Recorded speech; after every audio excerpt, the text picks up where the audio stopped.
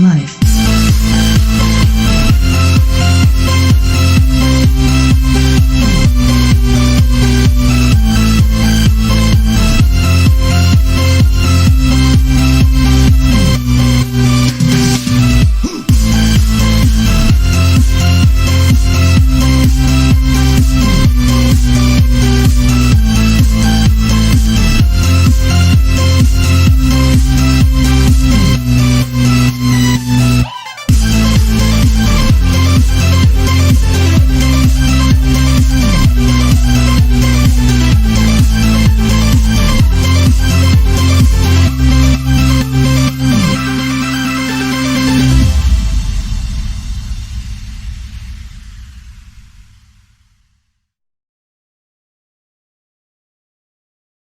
I'm on my own, broken and alone. I feel the rain crashing down all around this empty town. I'm searching for the lost and found, but you don't care, you're unaware. Keep moving like the scars aren't even there. It's in the air like a blazing flare. Don't stare 'cause the flames will burn us. I thought you were the one for me. That's why I gave you everything. Held you close by the stormy seas. Oh, you meant the world to me. I used to kiss your head when you cried for me. Hold your hand while the pain was over. Keep you warm by the roaring sea. You meant the world to me.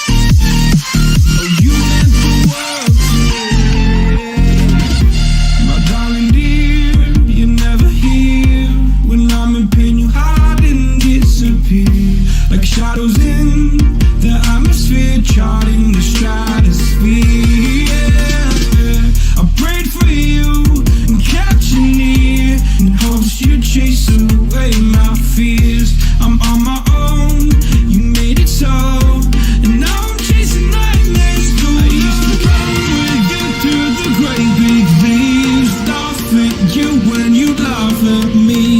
Hope for us because I believe the home was just you and me. I thought you were the one for me. That's why I gave you everything. Held you close by the stormy seas. Oh, you meant the world to me.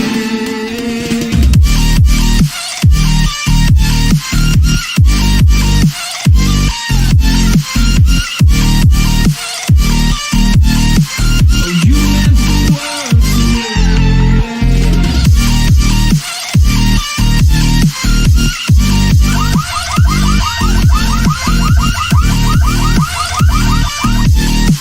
Oh, you meant the world to me. Oh, I'm gonna do this on my own. No point in blaming you, you did not know. Oh, I thought you were the one for me. That's why I gave you everything. Held you close by the stormy seas. Oh, you meant the world to me.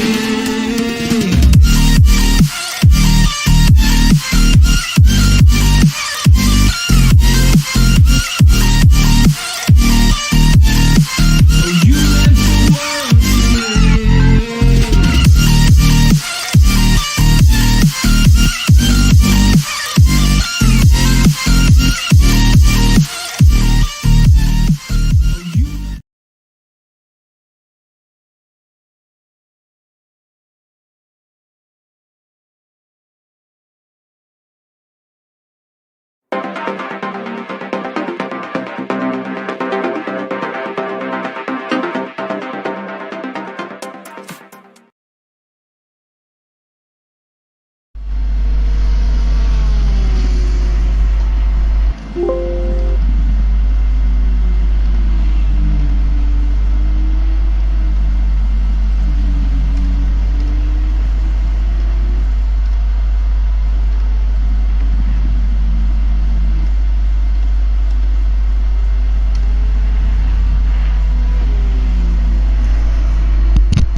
Welcome back, ladies and gentlemen, to the Motive Racing YouTube channel. We are here for the second round of the British GT Sprint Cup here on a Saturday night on ACC on the PlayStation 4 and 5. We're at Spa-Francorchamps, admittedly not in Britain, you might say, but for this British GT Sprint Cup we've had to go with the mostly British tracks, but a couple of non-British tracks as well. All of the tracks set to be on the calendar for this series are set to be in Western Europe, so quite close to Britain. Tracks like Spa and Zolder, as well as Zandvoort, you know, tracks that are sort of in the vicinity of Britain. So we've tried with this one, but nonetheless, we're here for the qualifying session for the first race of the evening. It'll be a two-race format, two sprint races for the British GTs. And my name's Andy, as you may recognise. I am joined in the commentary box tonight by Emo Guy, who I believe is just getting himself back into the session. So he will be on the mic very, very shortly. What's that? Hey, here he is. Welcome along, Emo Guy. Commentated with us last night for the Formula 1 on F1 2021. It was a great night of action yesterday. And, well, Ian, I'm sure we're anticipating much of the same here tonight. Well, yeah, from what... I don't know if the people that are watching the stream saw what the results of that practice stream were, but I believe the top 6 were all within half a second, were less than half a second together on the leaderboard. So I'm thinking we're going to have a really close race here tonight. Yeah, absolutely. It's definitely looking like it's going to be nip and tuck between these drivers as we're just trying to squeeze this the actual thing in. You know, the bit that shows the action. You know, the screen that shows the racing. We're just trying to squeeze it in so that it's the right specifications on the screen. But yeah, absolutely, it's looking pretty tight. And last time out, we obviously saw some very exciting racing. We saw Crewkip on his first ever appearance on a Saturday night here at Motive. It wasn't his first appearance altogether, but it was his first appearance here in the British GT Sprint Cup. He did a fantastic job in race 1 last week here, and we've seen a lot of drivers really showing their mettle over the course of last week at Alton Park. We've got Marty Rowe racing in here as well, who used to race in the GT3s with us. We've got a former champion of the GT3s, Credeo, in that Porsche, the number 66. He is a man who knows what it takes to drive well in these GT3s. He's not racing in our GT3 championship on a Sunday night, which is sort of like it has traditionally been the main event here at Motive, but I think now it's been surpassed by the GT4s. But the GT3, the most prestigious, the first ever championship that we had here at Motive on ACC, and obviously Credeo won that a couple of seasons ago. Jonathan Reed taking it last season. Neither of them two defending their crown, but Credeo dipping his talents into this British GT Sprint Cup here this season, as we see him coming out of the bus stop chicane at the moment. But yeah, plenty of drivers in with a shout. Just looks like we've been joined by Evan there in this session, so that's good to see Evan IRL joining us for this one. So we've got 13 cars out on the track as we see Crewkip's currently top of the board here in this session. He's done a 2:19.6. That's pretty handy, I've got to say. I think the fastest time we actually raced here for the GT3s, which is basically same cars but a longer race, so it's a 1 hour endurance race instead of 2 sprint races. And we saw the fastest time in the qualifying session was by Lord Ash Wilson. No, sorry, not Lord Ash Wilson, sorry, it was Nils Barser even. I do apologise, it was Nils Barser who got the pole position. I think it was a 2:19.4, I believe that was what the time was.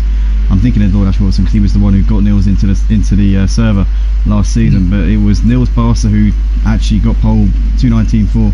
So Crewkip only 2/10 off of that so far, and Spuzz in second place was obviously racing on Sunday night, so he's got a bit of practice in, he knows this track, he's got a bit of experience behind him here, so that will definitely, I'm sure, play to his advantage over the course of tonight, and he'll be looking to try and build on that result from Sunday. Yeah, it's always great when you have an extended knowledge of the track that you're racing at, and you know, I don't know, also I don't know what car was used to set that pole position that time ago, but it seems like Crewkip right now has a really good handle of that Bentley. I drive it a lot on the PC, and I will tell you it does not feel as heavy as you would think. Yeah, it's well, certainly he's got a hand of it at the moment, but the Bentley, I'd say its weaknesses have got to probably be in the middle sector, hasn't it? Like corners like this where you see Spuzz going through right now, it's probably incredibly quick down the Kemmel straight and up towards the bus stop where it's hitting the top speeds. Well, actually, not really. Believe it or not, the top speed isn't actually its strength. That's actually where on certain tracks that's where it lacks. Because on the PC, I know that the games are quite different compared to the also on console compared to PC, but the performance is still technically the same. But even during an endurance championship, endurance driver swap championship I was part of, me and the other driver were in the Bentley, and we were actually being held off and sometimes caught by a Porsche down the straights at Monza. Really? While we were at the Bentley, and that's with no downforce. I would never have thought no that. rear wing. Yeah. I mean, obviously the slipstream does help, but yeah, even so, that's pretty surprising, I've got to say. I mean, the Porsches generally are pretty underpowered on the straights on ACC. On games like Project Cars, you find that the Porsche is very, very handy in the faster sections. To be fair, it almost feels like this game is a role reversal in terms of the GT3s on what you see on Project Cars. Now, I know I mention Project Cars a lot. It's because I race primarily on Project Cars, and I don't really get to race too much on ACC. But you find that all of the cars that are fast down the straights on Project Cars just don't seem to have any pace on ACC. I don't know what it is. I can definitely agree with that one, especially on the Ferrari, because on this it's probably the most balanced, probably the easiest car to drive, has decent speed, decent handling, whereas on Project Cars 2 it's probably one of the slower GT3s. The Porsche, we would have spoken about that, the Merc, well, that's probably the only car in the game that's accurate between both games. It's good in this game and it's good, also on Project Cars 2. Also, we don't have a Lexus GT3 over Project Cars 2, but right now the only one that we do have in here is driven by Rick McG, and that's probably, in terms of fuel, that's the best aspect of that car, is how much fuel that car can save. Between the Lexus and the, say, Bentley, the Lexus would probably, if you put the same amount of fuel in then to the Bentley and the Lexus, you'll probably get an extra but 3-4 laps out of the Lexus compared to the Bentley. So if you're doing an endurance race or driver swap as you mentioned earlier, then the Lexus is probably going to be a solid choice, not really down to pace, but just down to its ability to be able to carry a lot more in it. So ultimately you're going to be making less pit stops.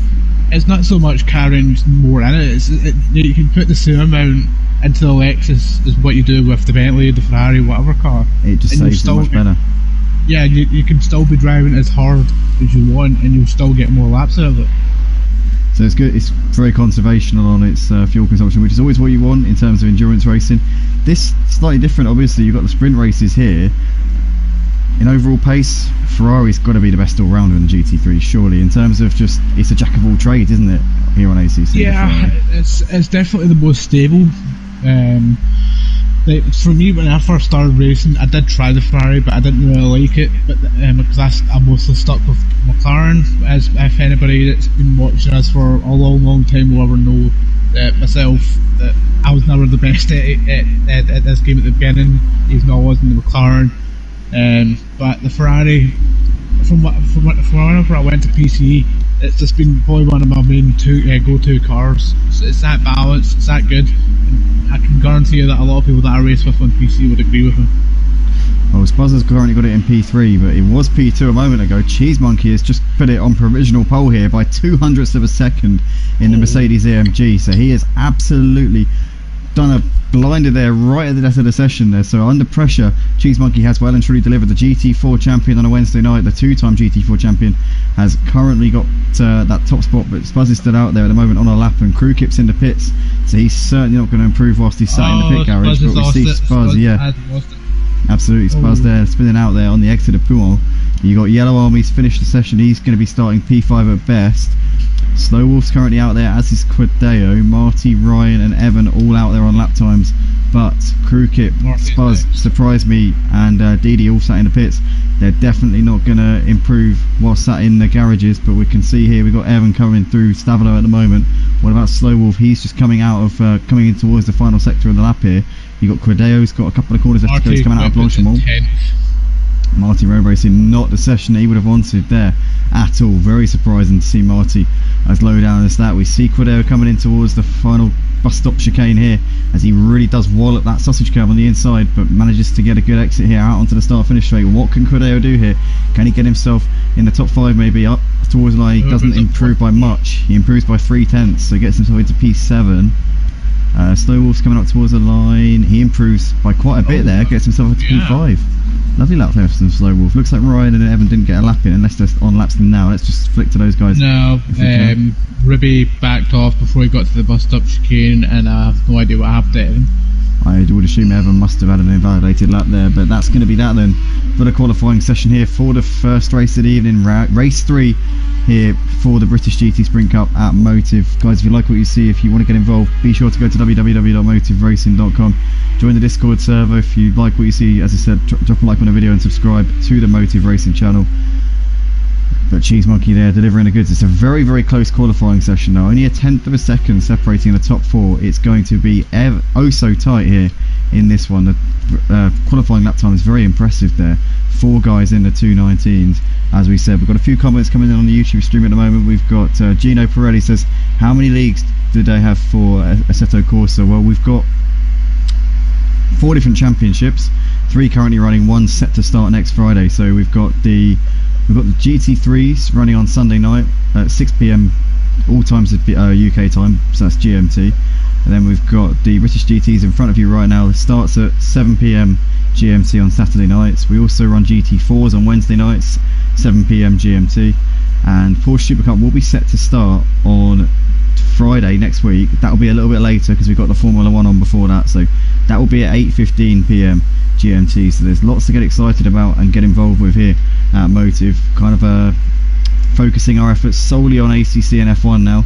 Project cars used to be a big part of Motive, but ultimately times change, things move on, and you've got to adapt and you've got to move on with the times, because if you get stuck in the past, then it's just going to gobble you up and eat you alive.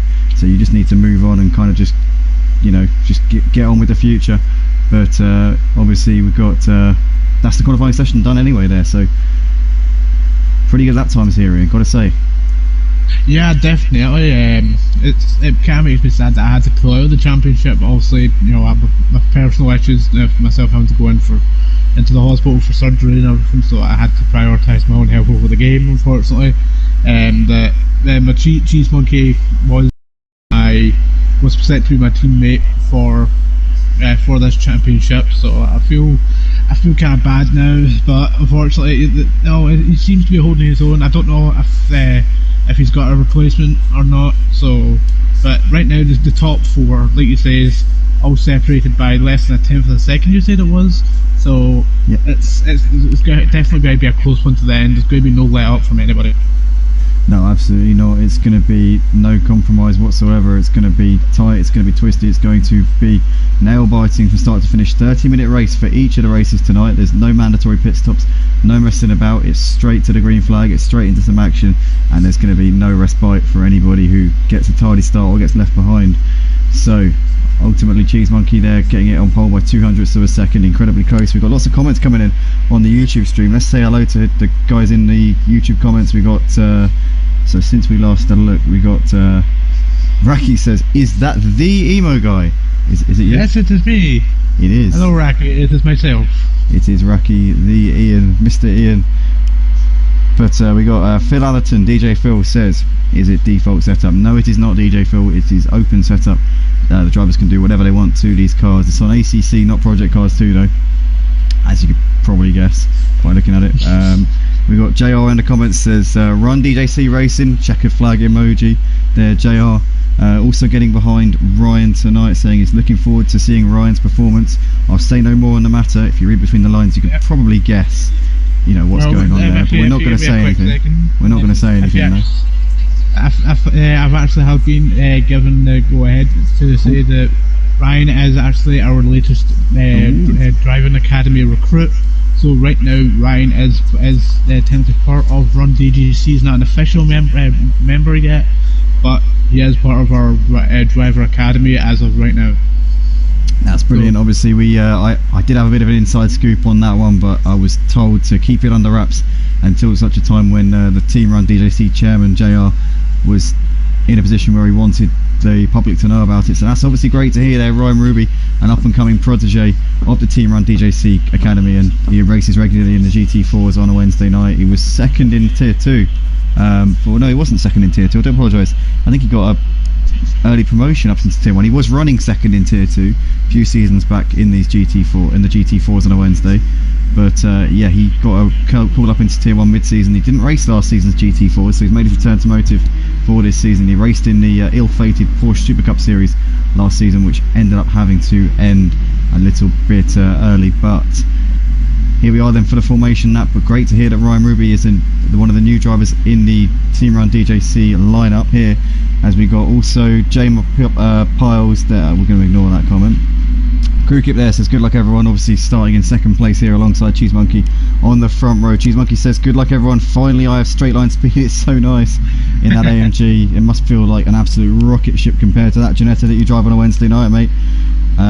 Cheese Monkey says no, I wish they made a GT3 car in reference to JR asking him why he's not in the Ginetta tonight. Raki says good luck and shout out to D, obviously DDTKU there. Will be starting this one in P7, but Raki will be starting not too far behind him on the row behind him in 9th place, so that's going to be an interesting one, those two good friends. As we see JR says leave a like for the GT3 drivers, absolutely, please do drop a like on the video guys. Scooter Paul says even in races, shout out to my boys Raki and Evan. Jay also saying go Raki, pride of Ireland Evan.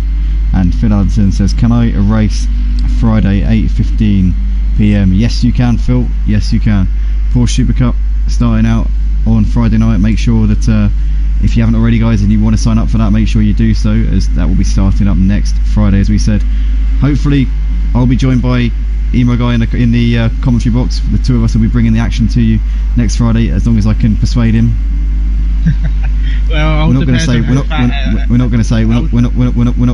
to mention anything else in regards to that, other than that you love commentating with me and that you're more than glad to join me without any persuasion required. I do, isn't that right, I really do, but right now it's all depending on how fast I feel, because I am chomping at the bit to get behind the wheel and get some racing once again.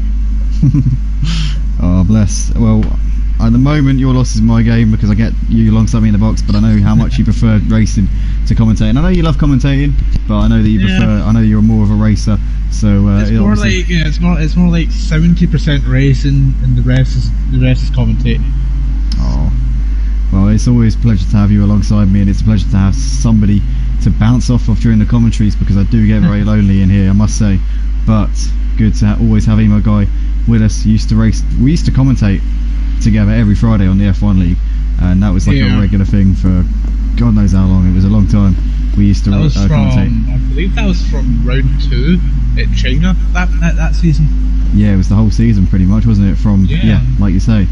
But yeah, absolutely, it was great to always have that chemistry in the box, which we always did have. And we also used to commentate on the Porsche Super Cup as well for a while, so that was a regular arrangement. But here we are then guys, we are coming in towards the final part of this formation lap. The drivers will be going double file as they're coming up towards the bus stop chicane, and we will be moments away from the green flag, as we've got Shifting Gears says what's up my G's in the comments section. I know that Shifting Gears is a big fan of Team Prolapse. I know that he's also a good friend of Nicky's, so welcome along Shifting Gears. I did actually think for a while that he was Nicky, but I think maybe not, I don't know. I don't think it is. No, I don't know.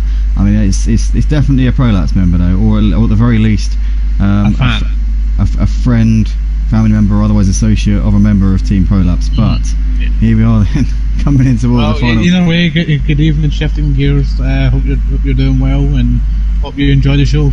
Absolutely, mate. Should be an absolute cracker here. Coming out of the bus stop now. Obviously, they don't go racing here. This is the thing. I've made a mistake many times here on the comms on ACC. I always get a little bit overexcited as they come up to this bit, thinking, "Oh, we're about to go racing." But actually, they don't go racing here, which is the traditional start-finish line. It is the finish line, but it's not the start line. The start line is round the corner, so they're going to go around La Source, and then they'll obviously group up, coming up towards that start-finish line, which is on the other side of this pit wall. And then the first corner will be El Rouge. It's only about 300 metres from the start line to El Rouge, so there's not much time for them to really get themselves sorted out before then. So anybody getting a flying start will invariably have to back out, as they will otherwise be in a prime position to cause a major accident. But here we are then. We are finally about to get underway. It's a very long formation up here at Spa, and you do kind of just sit there really just itching to get going, and I'm sure a lot of these drivers are going to be getting a little bit frustrated behind the wheels. Here we are racing now as we see Cheese Monkey immediately cutting off to defend from Crewkip up towards Eau Rouge. We see their Spaz trying to go side by side here with Surprise Me, but we're all pretty clean up through Eau Rouge and Radion here so far. Doesn't look to be any incidents, so that's great to see. And Cheese Monkey leading us up down the Camel Straight down towards the cone for the first time. We see their Crewkip in second place, followed by Spuz, and not really many changes here. As you see Cheese Monkey weaving to the inside there, coming in towards the corner. Spuz has actually lost out here. Spuz has lost out to Surprise Me, so Surprise Me, no, sorry. Yes, Surprise Me's up into third place, so that was right. As we see Quidair behind Spuz at the moment in fifth place, followed by Slow Wolf, DD, there's Raki, followed by Yellow. Oh, Yellow Army's in the wall! Yellow Army's had a game collision there, and I think he's come together with Ryan. Ryan and Yellow Army have come together. They're coming out of Lacombe. As we see there are Johnny's looking to the outside of somebody just in front of him here, which that's the Lexus of Raki. Yeah, we just said that in unison. That was quite funny. But down the hill comes Cheese Monkey. Half a second he's got over Crewkip at the moment in towards Pool, and you've got Surprise Me there ahead of Spuz. But pretty close between the top guys, but the rest of them, obviously Yellow Army, Johnny, Ryan Ruby, and I don't know what happened to Evan there. I think he's just dropped off of the lead pack ever so slightly. What about Marty? Marty's down to the foot of the pack, or near the foot of the pack, so not the start that he would have wanted. But Cheese Monkey's got the lead here, and he's trying to break away from Crewkip and Surprise Me at the moment. Spuz there down to fourth place. Surprise Me would have been pretty happy to have got himself into third place in the early stage of this race. As we can see here, look at this. We got somebody trying to make a move over on Raki. The Porsche there, number 29 of Ajani, was trying to make the move. He had a look coming in towards Campus even, but couldn't get the move done. As we see there, Yellow Army's way off the back of the pack, and we've also got Ryan Ruby getting ahead of Marty up into 11th place. But Cheese Monkey's starting to break away a little bit from Crewkip right now. Although having said that, he isn't anymore. Crewkip's now right back on him again, coming up towards the bus stop. As we see here, he's looking to the outside. Cheese Monkey just taking a slightly defensive line coming into the bus stop, and no opportunities arising for Crewkip at this point. But they're all coming through pretty much line of stern here into the bus stop for the first time, and Cheese Monkey over the line to complete lap one. Looking pretty good so far. I feel like I know what Cheese Monkey was going for with that design of that Merc. It's very reminiscent of BT Target's GT3 Merc from Project Cars 2. Don't you think? The same colours. I don't think he was. I don't think he was trying to emulate BT Target though. Well, no, of course not. No, but it's very reminiscent of the same. Yeah, no, I know what you mean. I know exactly what you mean. Yeah, no, for sure. It is, it's a very nice livery. As we can see here, we've got Crewkip here in the slipstream. He's looking to the outside now down the Camel Straight. He got a good run there coming out of Radion. The Bentley hasn't got the grunt to get around the Mercedes. The Mercedes very quick in a straight line. The Bentley's no slouch either, as it looks to the outside here. And at the moment, Cheese Monkey's going to fend off that inside line, and he's going to keep onto that lead. As we see Surprise Me trying to capitalise on Crewkip, running a bit wide through Lacombe as he was trying to get around Cheese Monkey. And we can see here, this is really a tight battle out the front. 4 cars pretty much separated by not much at all. As we can see Spaz looking to the inside of Surprise Me, coming down the hill into Brussels, but gives him a bit of a tap in the rear there, and for the time being can't get anything done. These guys breaking away ever so slightly from Quidair and Slow Wolf.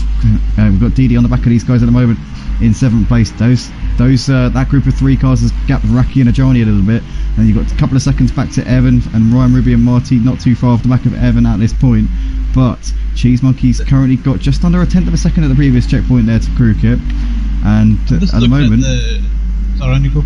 No, I was going to say at the moment it's looking like Cheese Monkey's coming under the cosh a little bit. He's starting to hold up this train of cars behind him.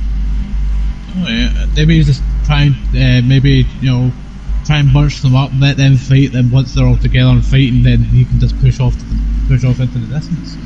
Yeah, absolutely. He could be trying to unite them just to then divide them and conquer them. Who knows? But we've got these guys coming into the final sector at the second lap here. Crewkip at the moment is now weathering pressure from Surprise Me, as we see there. It looks like through that middle sector, for some reason, the Bentley's struggling a little bit through that middle sector, and then it really closes up in this part of the track, the final part of the lap here. You see Crewkip's now all over the rear wing of Cheese Monkey, in towards the bus stop they come. Once again, not really in a position to make any lunges down the inside. He's not quite close enough at this point, but we see DD there.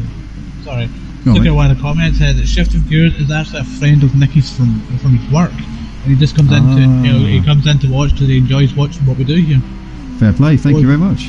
Appreciate we it. very much appreciate that shifting gears, and we hope you continue to enjoy the content we're able to bring you. Definitely. If you haven't already, subscribe to the channel as well. If you've got any friends, families, or associates who enjoy sim racing, then be sure to recommend the Motive Racing channel, obviously. But yeah, glad that you enjoy coming along. Cheese Monkey! Oh no! Oh my goodness me!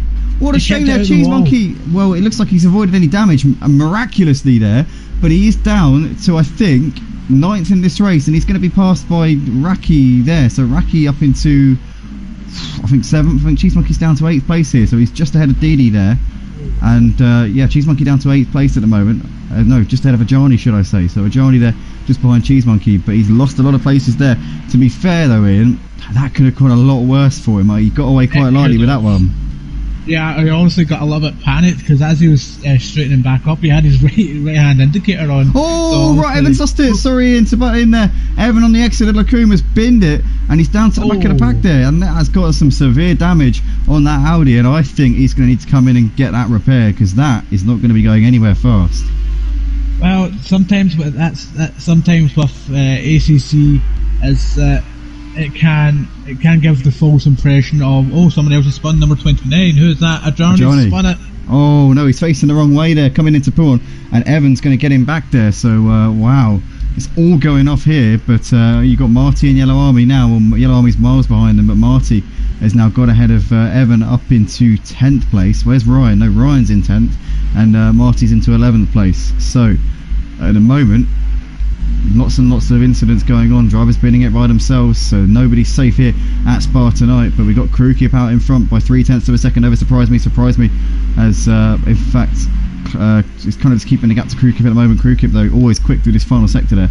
He's absolutely leaving that he's leaving the number 59 of Surprise Me there as they come into the bus stop. That Bentley seems very, very strong in the final sector, and at the moment the others just can't seem to match it. As we see Spuz now pulling up onto the back of Surprise Me ever so slightly here. Down the start finish straight they come.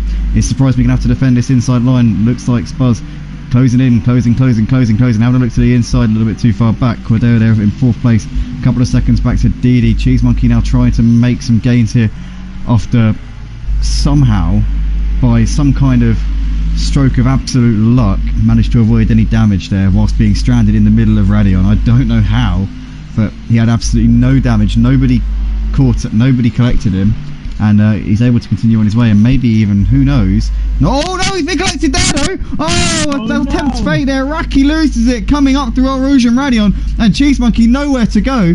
Tags him there. Cheese Monkey got a bit of damage on the front of that car. I reckon Raki will have it worse as he tagged the wall there coming through Radion, but he's down to near enough the back here. As we see Evan there out dragging Raki down the Kemmel Straight. Cheese Monkey down to 8th place here in this race, and Cheese Monkey just cannot seem to stay out of trouble through that part of the track. Well, it's definitely a hard one. It all depends on what your angle is, what speed you carry. Because now, it's difficult as it is quite easy to try and lose it. But at the same time, it's all dependent on what your inputs are with your steering. So if you keep it gentle, then you have a lot less chance of the car getting angry at you than spinning out. So, but for me, I can go through up there, running off flat foot planted on the floor in a GTR, and I'd be perfectly fine. I would have to shift down 1 or 2 gears, but it's very much come and go with Eau Rouge. Sometimes you get it, sometimes you don't, and it just seems like these monkeys just had it wrong 2 times in a row. Yeah, pretty much everything that could have gone wrong just pretty much went wrong for him there on those couple of laps. He got lucky in the first time because he binned it by himself and didn't get caught up, didn't get collected by anybody who was passing by, and the second time wasn't his fault, but he ended up getting the brunt of it. So it swings one way and then the other way. You can get lucky the first time, but then ultimately as next time you get caught up in somebody else's mishap. So either way, it balances out.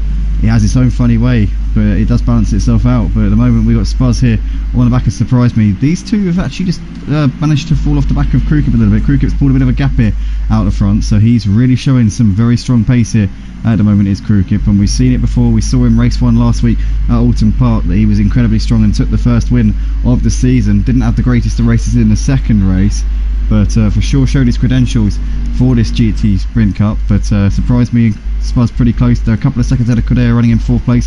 He's all by himself. He's a little way ahead of Didi there running in 5th place. You got Slow Wolf there in 6th. Bit of a gap back to Ryan, who's sat in 7th place there.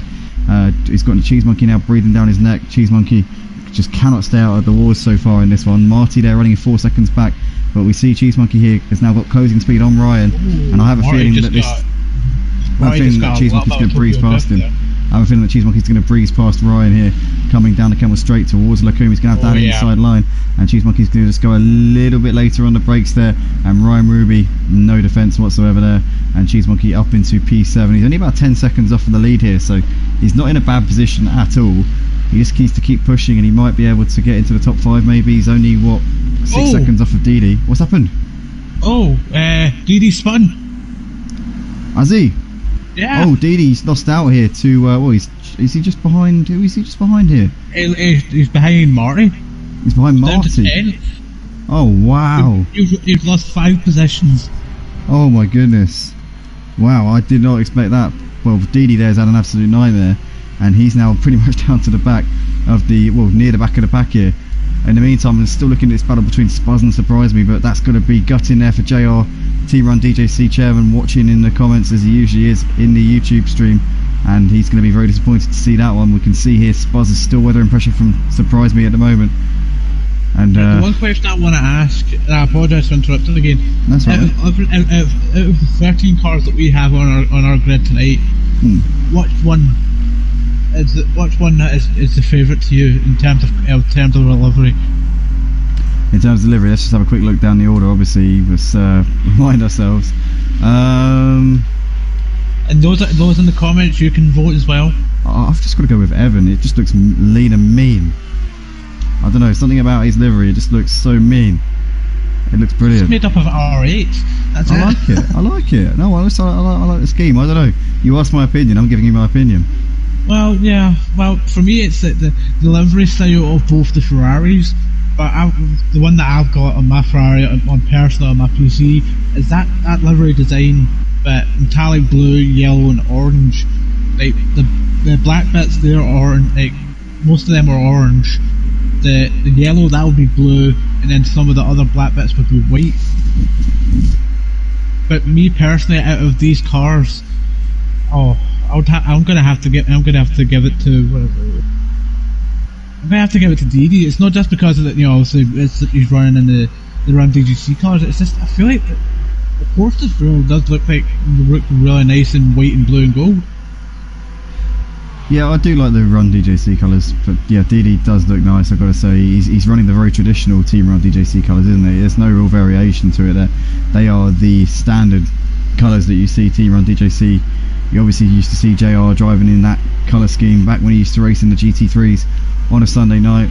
As we see Didi there getting ahead of Marty into 8th place there. Marty not running the Team Run DJC colours, he's running the American police car colour scheme there, but as is Quadeo even as well. But those two teammates in the GT4s are also teammates here in the British GTs right now. Crew Kip breaking away though. Iain, look at this, he's starting to really get the pace down. Impressive stuff from Crew Kip in this race. He seems to have the measure of them.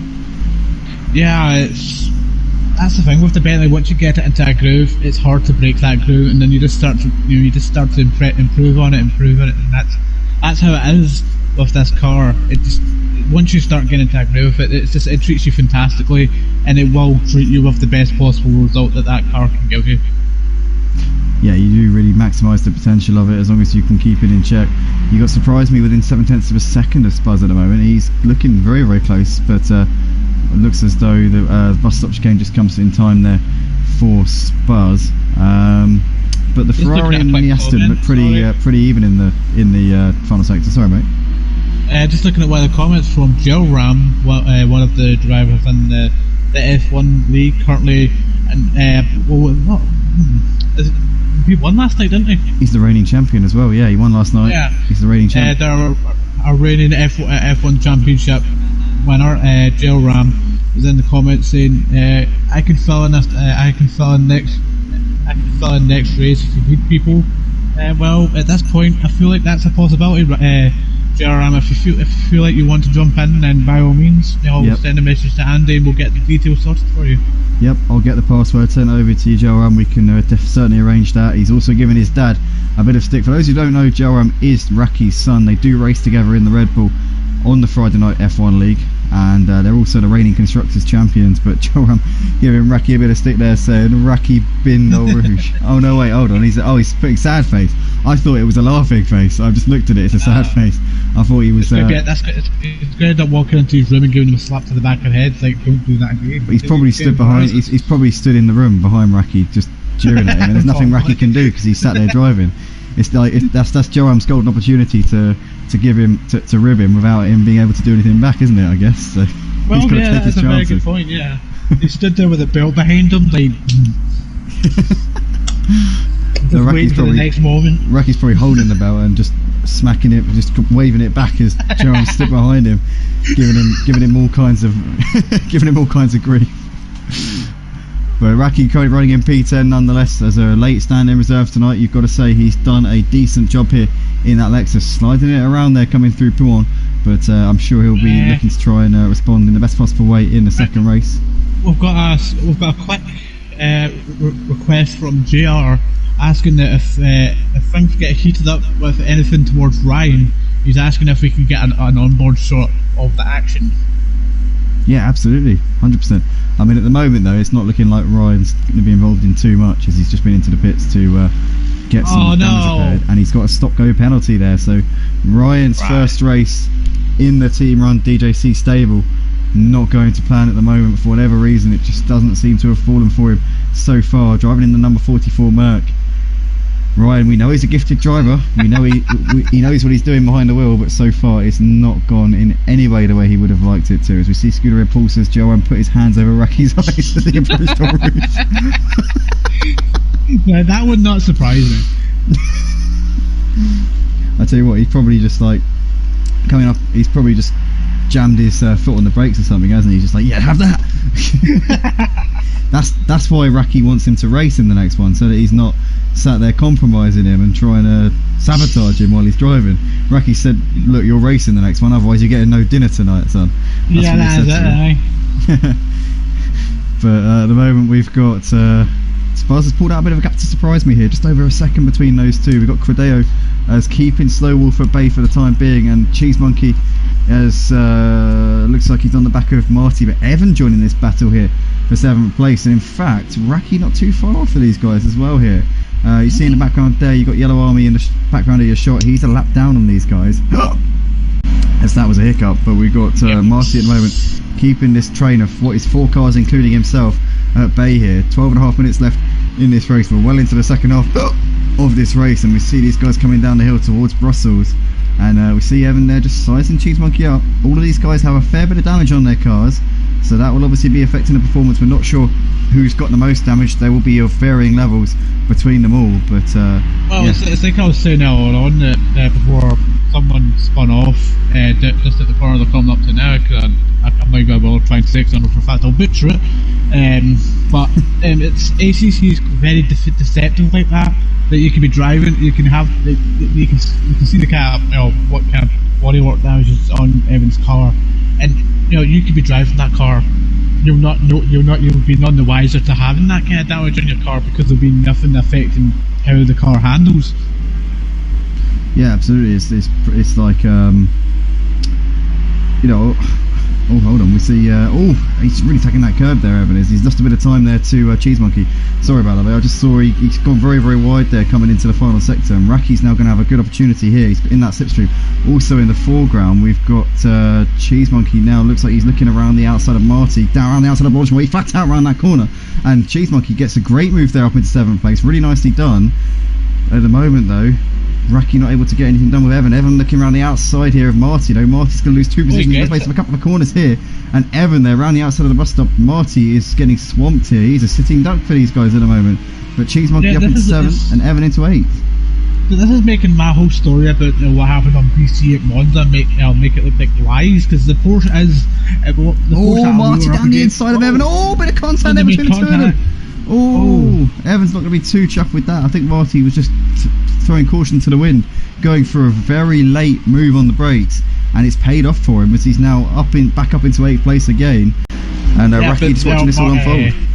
Yeah, but Evan's going to have the better straight line speed because he had the longer run back down towards El Rouge.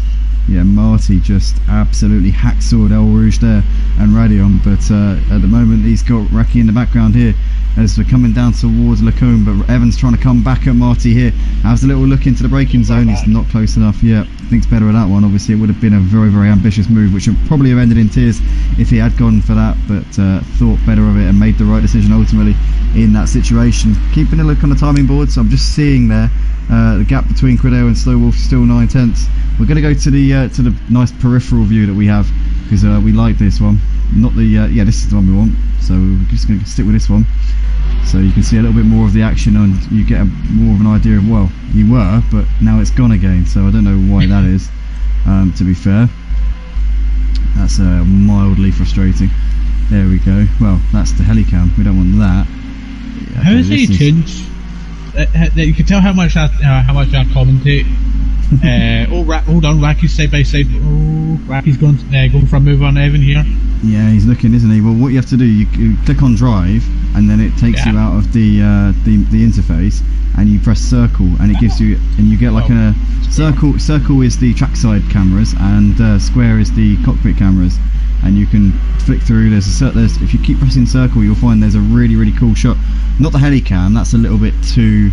I find it's a little bit of a shallow view, the helicam, and not in terms of what you see, but it's very closeted as far as you only really see a certain view the whole time. There's a view where you can press circle, and it's trackside. It's like a TV camera, but it's you can see just a little bit more of what's going on. You can see behind the battles, so it's not like the helicam where you're above it.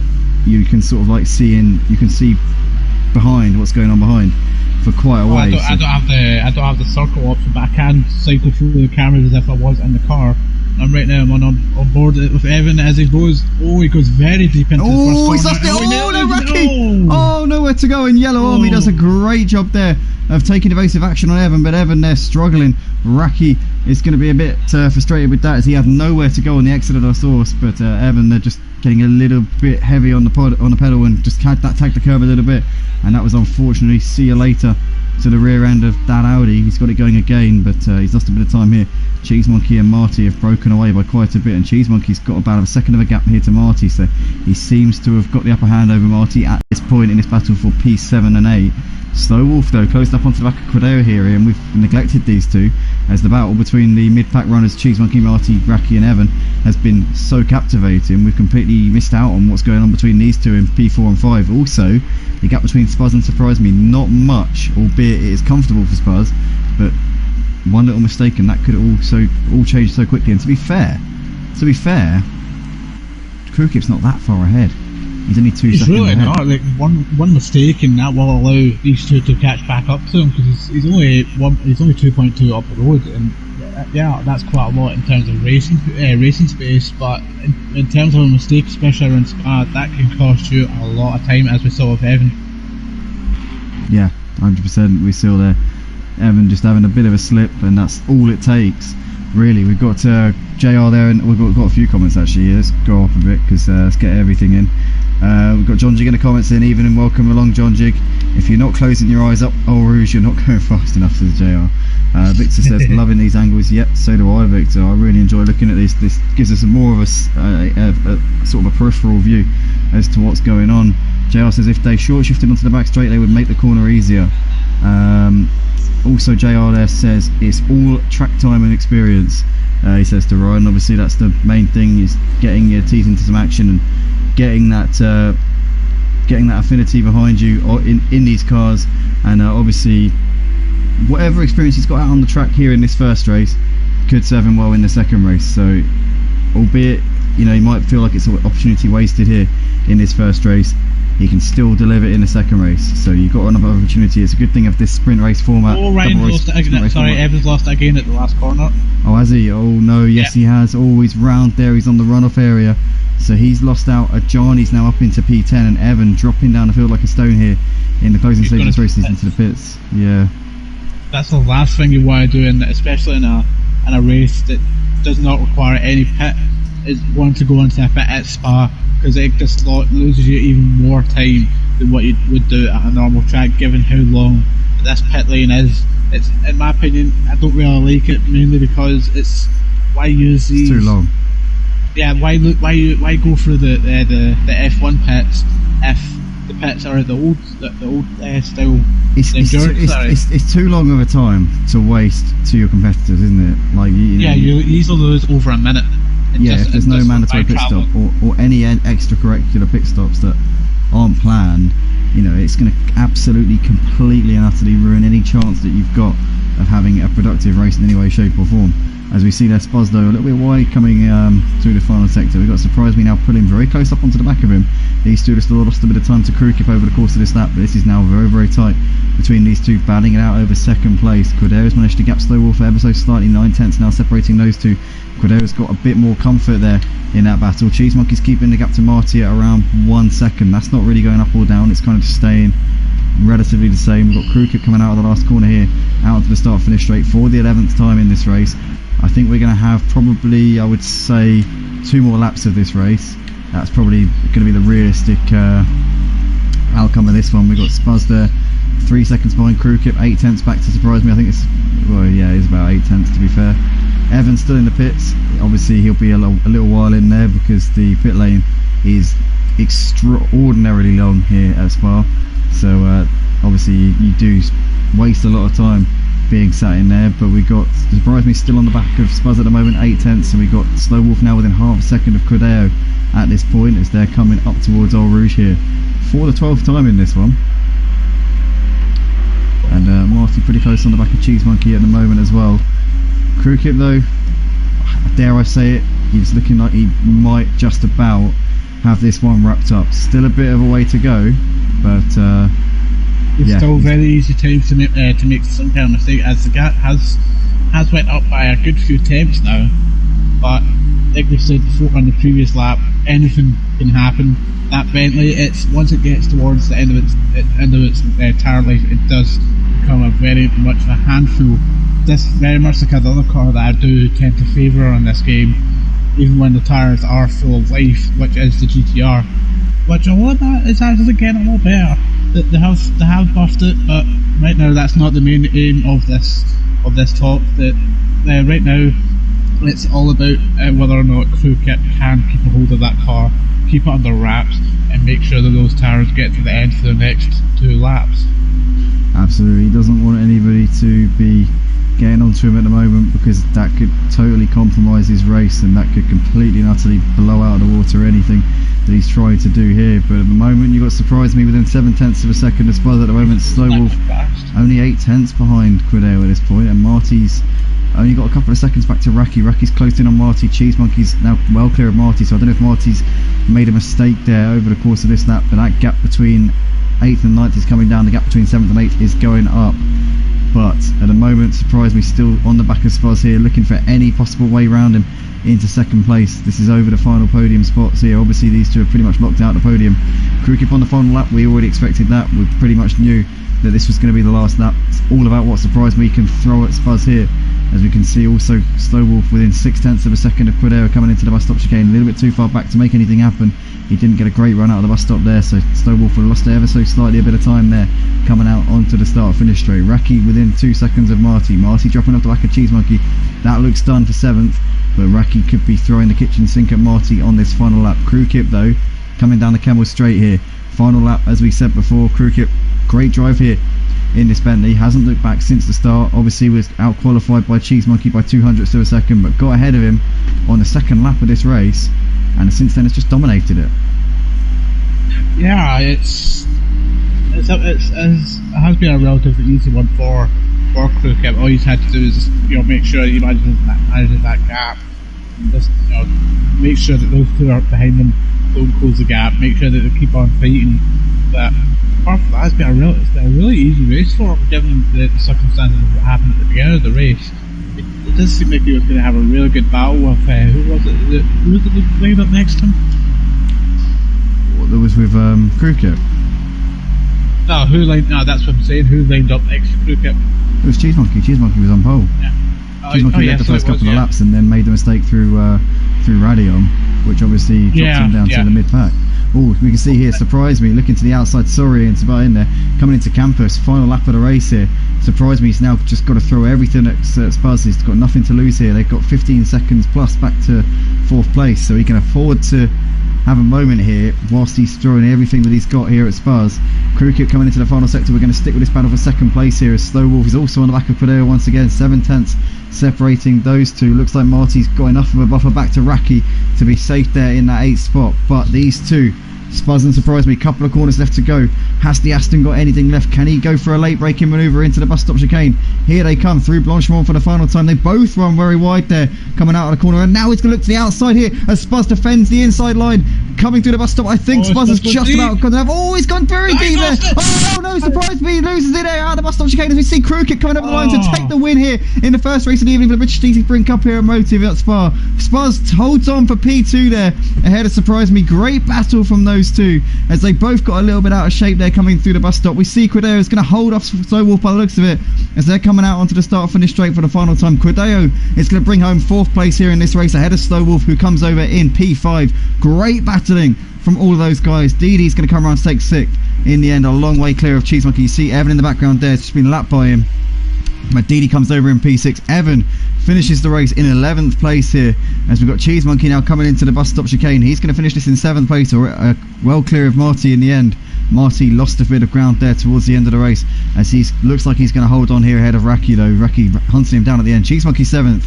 Marty's going to come over to finish this one in 8th place ahead of Raki in 9th. Where's Ajani? Ajani's coming to the final sector. Yellow Army finishes the race in 12th place. Ryan's going to be coming, he's just coming out of Stavilo now.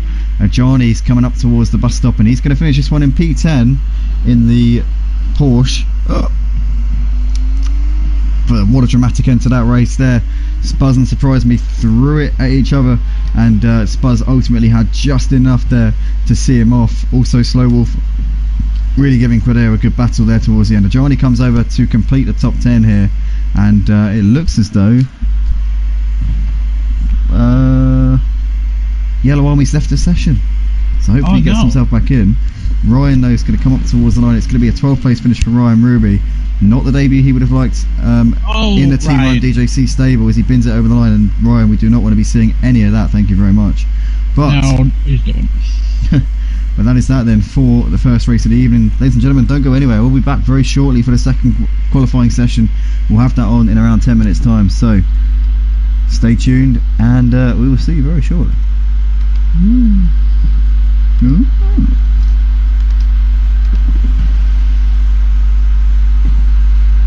I'm going mainstream.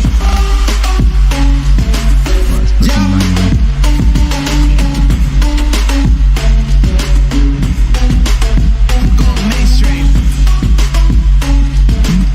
Damn. Apparently Ryan did a 360 into the bus stop. Flow like water, so I'm going mainstream.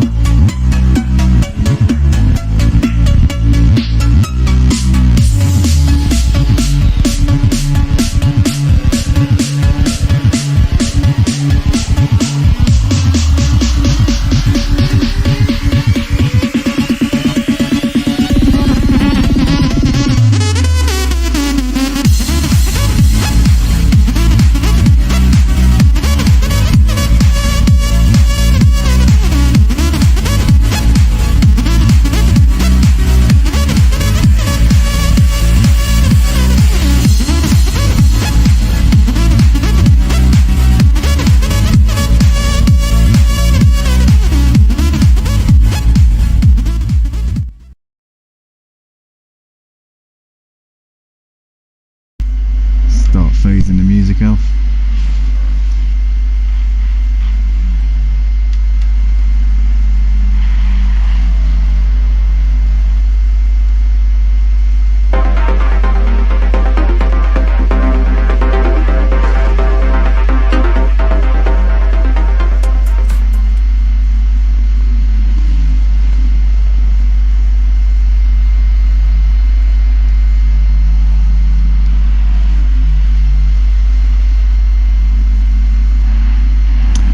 Welcome back everybody, we're here for the second qualifying session of the evening here for the British GT Sprint Cup Automotive. It's going to be race 4 of the season. We saw a very exciting first race to the evening here. We saw Crew Kip taking an impressive win. We also saw a very exciting battle between Spuz and surprise me, in the end Spuz holding it on for P2, and lots of thrills and spills throughout the field. Ryan Ruby made his debut for Team Run DJC, and JR has been very vocal in the comments section, getting behind his new man in terms of the Team Run DJC roster. So it'd be interesting to see if Ryan can bounce back from not the best of performances in the previous race. He got a bit unlucky getting caught up in a few incidents, so let's hope that we can see Ryan really rise to the occasion here in this second race in that number 44 AMG. Other drivers who were expecting a big performance from Cheese Monkey obviously was on pole for the first race, but binned it through Eau Rouge, and as a result fell back down the pack and ended up getting involved in more carnage as a result of that spin, which put him down in the mid pack to begin with. So we'll be keeping our eye on Cheese Monkey as well, but plenty of drivers here out there with a statement, with a point to prove, should I say. And we've also got the reigning F1 champion on the Codemasters Formula 1 game in the shape of Gelram in the number 961 Ferrari. The first time we've ever seen him on ATC. I've seen him race on Project Cars 2 a couple of times, but this is the first time I've seen him on ATC. So this is going to be interesting to see what sort of performance he's able to put on the board here, as I know he's signed up for the Porsche Super Cup starting up next Friday, so we're looking forward to seeing him out on track for that one. But yeah, should be exciting to see the reigning F1 champ out here on track here in these in this British GT series here. Yeah, definitely. If he's able to translate that performance from F1 over to ACC, then we'll definitely going to see Crew Kip have a little bit more of an issue taking a second win than what we did see in the first race. So it's going to be all eyes on Gelram to see what his performance is like. Absolutely, and you mentioned about how you're converting that performance from F1 over to ACC. Now, that's easier said than done, because they are very different games. Obviously, F1 more of an arcadey game. You know, anyone will know playing F1 is you know, it's obviously it's a real skill in itself, but it's not like driving a real car. No, it's not difficult. It's not like driving a real car, whereas these here, right here in front of you, these GT3 cars, if you mess up a corner even slightly, then you will ultimately pay the price. There's no compromise, there's no forgiveness from these cars. They will chew you up and spit you out, and Gelram probably already will know that. I'm sure he's done a bit of practice. I'm sure he's not going in blind. You know, I would imagine he's probably got some experience in these cars, but certainly not like you would see from his dad Raki, who is also racing, I believe, in the same household in the Lexus. But yeah, we see Gelram getting the upper hand over Raki on a Friday night in the F1 League. Could we maybe seeing Raki now getting his revenge here on his son, who's upstaged him in the F1 League over the last couple of seasons? Maybe we might be seeing Raki now showing him who the daddy is, in a sense. Well, it's always possible. Sometimes you do get father and son obviously do a race together, but oftentimes you'll find that the son can do better at certain games than the father, and in this case, well, yeah, we'll have to wait and see. Yeah, sure, time will tell us the answer. There's no other way to find out other than to wait and see what happens. But right now we've got Joram coming in towards the final couple of corners here. He's coming into the bus stop chicane. He hasn't set a lap time at the moment, so this is going to be his baptism of fire. Yeah, this is his flying lap, so here he comes out of the last corner. Let's see what Joram can do here. Can he get himself up the order? Let's see what sort of time he puts on the board. Invalid lap time there for Joram, so that did not count. So yeah, he must have cut a corner or done something wrong to completely nullify any attempts or any efforts that he went to upon that lap. But Krukip has managed to do the exact same lap time he did in the first qualifying, and down to the very millisecond. What, 2:19.554? Yes. No way. Honestly. Wow. I mean, is that an AI right there, Krukip? I think at this point I'm starting to believe so, that he's just calculated to do those lap times in qualifying. I'm tempted to ask Krukip if he came from the same laboratory as me. But anyway, Krukip currently at the top of the leaderboard. Just don't rotate for a second over Cheese Monkey at the moment. I escaped from my lab because I wanted to serve myself rather than the government. So yeah, we got the moment Krukip at the top of the board. Cheese Monkey doing a good job at the moment though. Cheese Monkey did actually nick pole from Krukip at the end of the last session. So I wonder if we'll be seeing the same sort of pace from Cheese Monkey. Obviously he'll be wanting to do a little bit of a better job in the race than what he did in the first race as he binned it whilst in the lead. But these two once again very close. I mean, we saw a tenth of a second covering the top four in the first qualifying session. It was oh so close. Spuzzen surprised me with the other two in that top four. You know, it was very, very fine margins. As we see Cheese Monkey there getting a bit onto the curve. He's really maximising his run there, coming through into his final sector of the lap. We've got Saba Zoo in the comments says, "Let's go, Champ Quideo. Bet you will get this round. Greetings from your friend SMT Maroon." Hello. Welcome along, mate. Good to see you in the comments section. SMT Maroon raced with us in the GT3 Championship on a Sunday night a few times last season. He was a regular racer towards the end. Where are you, mate? Sign up for this season. Where have you been? Be good to have you back out on track. Yeah, well, hopefully he hasn't been hiding in the hole, because well, you know what I mean.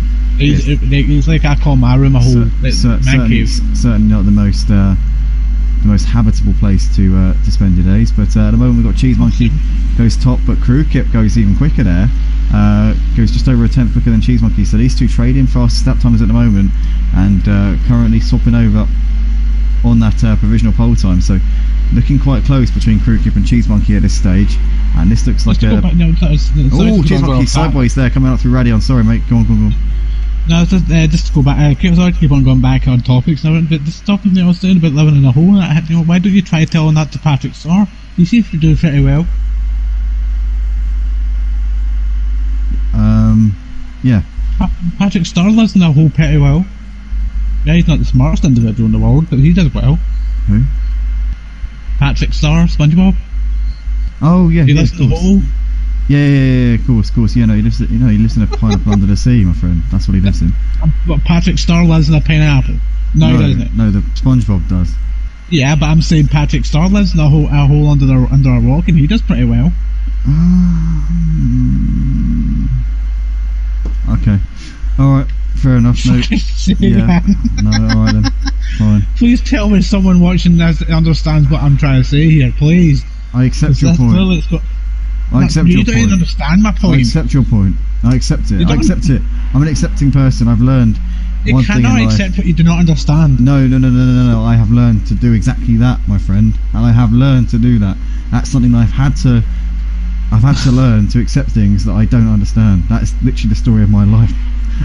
But we've currently got the look at this. Surprised me. We've actually split the top two here. So yeah. He's gone into P2. in between Cheese Monkey. He's got ahead of Cheese Monkey but behind Crew Kip, so nice out there from Surprise Me.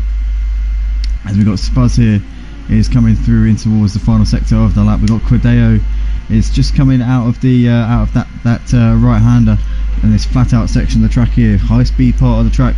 As let's see what he can do here. Can Quideo get himself into the top 5 maybe? We got JR says, hope Evan has sorted his balance issues out, probably tanked up on Guinness.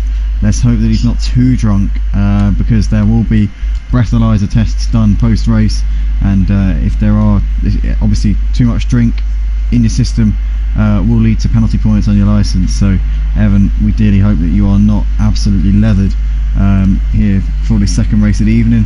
Sabasu says, I hope Andy will have a chance to get back to ACC once I'm back in a second, Andy. Moving. Oh, alright mate, no worries. So SMT Maroon, they're saying that he's moving house, so he's not able to get onto ACC at the moment, but hopefully, yes mate, we will see you back on ASAP and we'll be able to catch you out on track. We've got 15 drivers in the session now, so somebody's jumped in at the end of this session. I'm not sure who. We've now got 15 cars out on track, so that's obviously great because we've got an extra driver here in the session.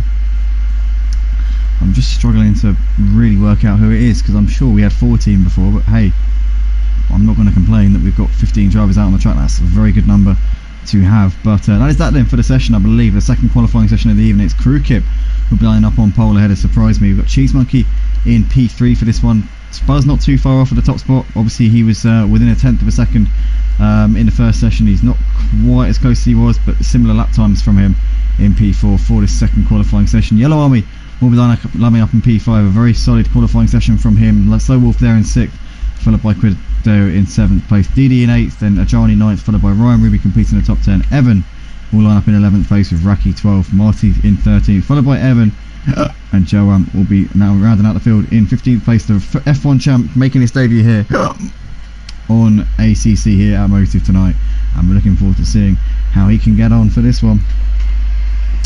As we've got a Johnny saying in the comments, this is not the best track to drive when my pedals keep flickering. No, it is certainly not, especially with the high speed sections of the track. Obviously going up the Kemble Straight towards Lacombe, and you've obviously also got the run out of Blanchimont down towards the bus stop chicane as well. So that can obviously be a major hindrance there in those parts of the track where you really need to be maximising your top speed. So yep, I definitely feel your pain there, Ajani. I have the same thing with my pedals as well. They're about 5 years old. I've had them for a very long time. I've had the G29 since about 2016, 17, I don't know, somewhere around then. Didn't really get much use out of it for the first couple of years, but then yeah, over the last sort of 2 to 3 years, ever since I basically started not having a life, I just sat around playing racing games all day or commentating on them. But currently here we're about to go racing here for the second race of the evening. We're just sat on the grid at the moment. The drivers making their final adjustments to the setups, and then we'll be getting going for the formation lap. So it'll probably be about 5 minutes until we actually get going for the second race of the evening. Guys, if you like what you see, drop a like on the video. If you need to, just grab a bite to eat or a coffee or something, as we won't be going racing just yet. As I said before, be about 5 minutes until we have the second race of the evening on.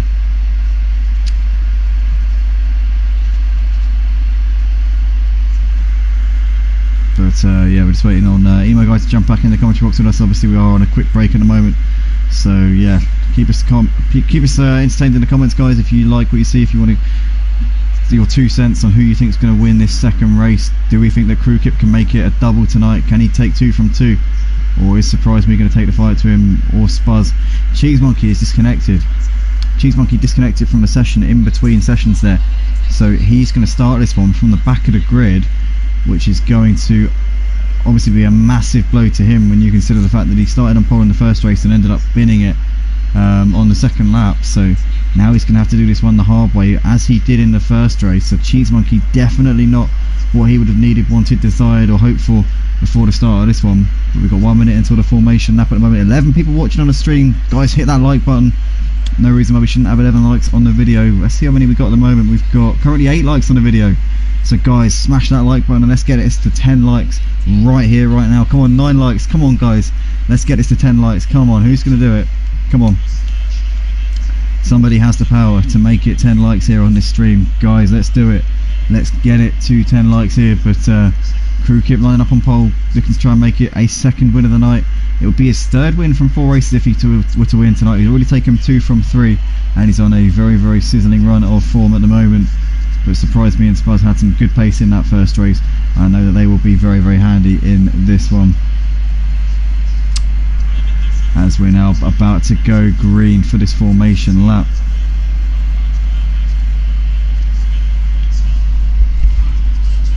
Oh dear.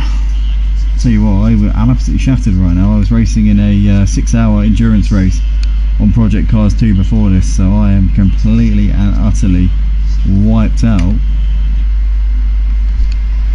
And jumped straight on here to do some comms here for the British GTs. Probably shouldn't have done a 6-hour endurance race beforehand, but a bit late for that now. I'm quite glad because I did actually win the GTE class for it, so I'm not gonna lie, pretty chuffed with that.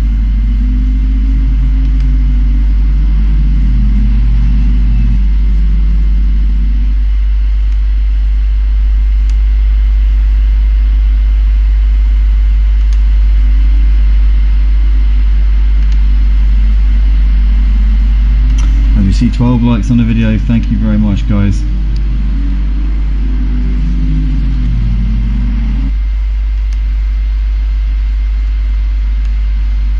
Cheese Monkey saying,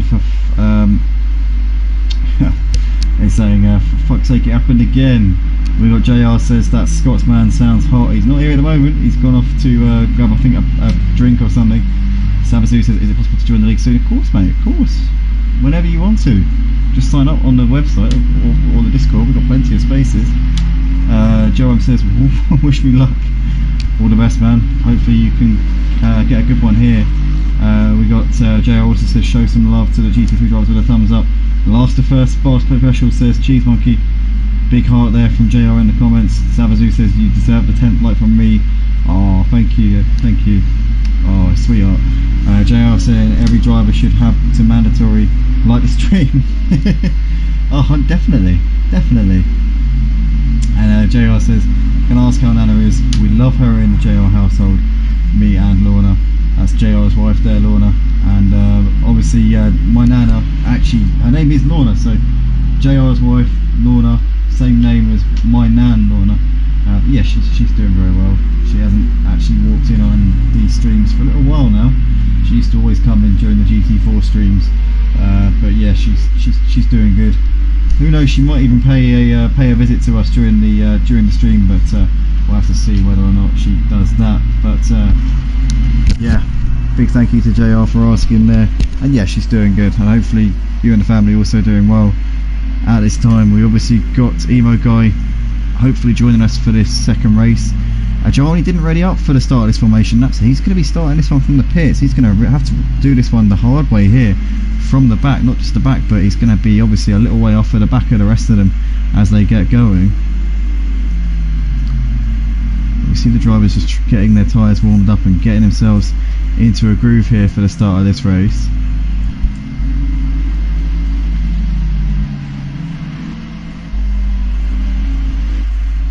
I'm just going to actually ring Emo Guy on Discord because I have a feeling that he's probably lost track of time right here. So let me just bring him up and make sure that he's back. Hello? Oh, hold on. He won't let me put it on speaker. Oh, is that on speaker? I don't know. Maybe. Hello? Oh, hold on. That's it. So we appear not to have Emo Guy at this point, but we're coming in towards the bus stop now, so the pack just constantly healing up a little bit at this point. So we're moments away from the start, and cheers JR. Ryan also says jump on cockpit for a lap. We will do it at some point, mate. We will jump on board once the race is settled down. Once we're a little way into it, we'll do an onboard lap with somebody. But here we are then, double file through the bus stop. Still a little way to go until the start. We're getting a little bit overexcited at this point, but obviously we don't go racing until we go round La Source, and then between La Source and Eau Rouge we will be going green for the start of the race.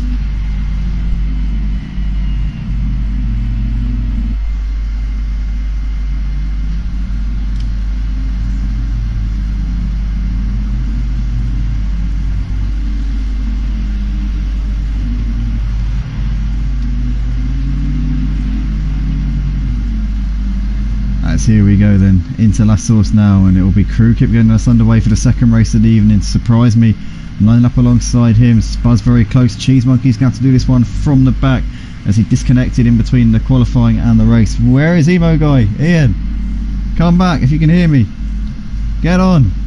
But here we are, up towards the line, moments away from the green flag,